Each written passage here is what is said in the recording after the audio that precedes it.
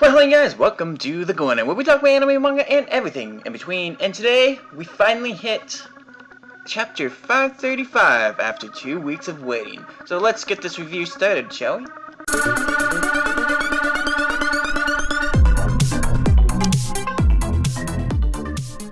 In this chapter, Lucy is being corrupted by a dark power and starting to burn inside as Grace starts to cool her down, and so on and so forth. So right in that area, guys, saying Lucy's in deep trouble. Apparently, whenever somebody tries to correct something in the book, up the sudden they start becoming evil type of situation. They become tainted, is what was said at least. So, does that mean Lucy's in trouble of turning into a dark figure? We're not going, but no, not the point here.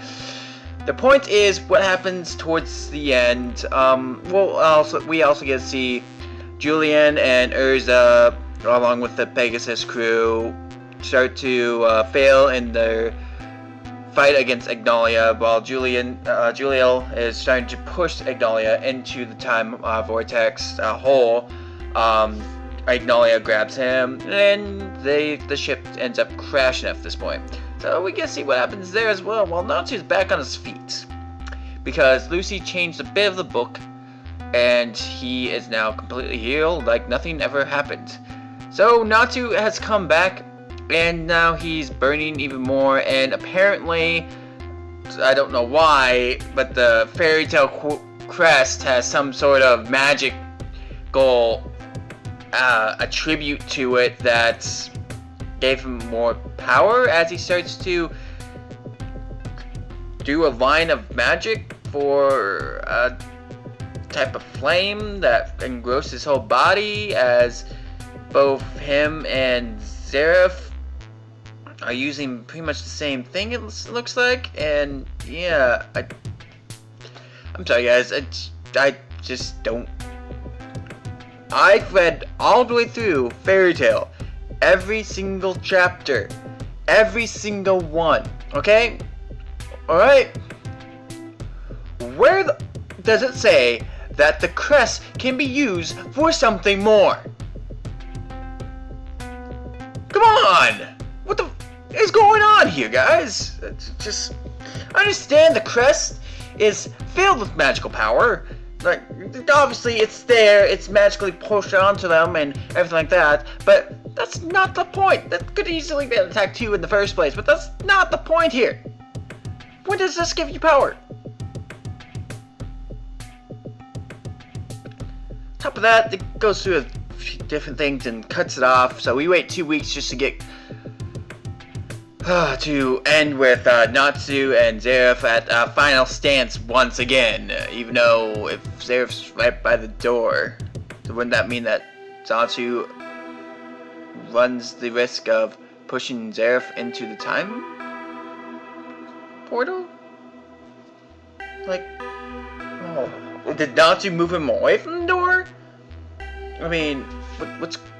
I understand they've been fighting a bit, but come on! What? I'm just they're forgetting things. They're forgetting certain details that are needed, and some details that aren't needed they put in, and it's like, what do you want from me? Anyways, you guys, I don't know what I don't know what to say, guys. I'm sorry. I really don't. About this chapter, I really don't. It's more irritating me and frustrating me more than anything else, and the storyline's actually lacking after this point. I understand it seems like they're about to end the series, but they've had a lot more detail in a lot of the previous chapters than they have on this actual battle here between Natsu and Zeref, and exactly what's going on. The Book of N is kind of a cheap trick, because that Book of N got stabbed through by something. Like, seriously, there's a giant hole in the book, so wouldn't that mean that Natsu should be missing parts? I guess he's missing pieces of his memory, but that's not the point. What are the odds that those parts that were stabbed through by something were memory? doesn't make sense. Or maybe a hidden power, or I don't know. It seems like anything that gets destroyed in this book would in turn cause Nazi to lose his life. And if Zareth is gone, this book is gone. The magical powers of this book are gone. So what are Okay, I can't talk about this anymore. I can't. I'm done. I'm done next week. Hopefully, we get the chapter next week. Hopefully, something gets explained a bit more, but it's starting to make me sad, okay? So until next time, you guys, I hope you guys have a great day, and a fun one as well.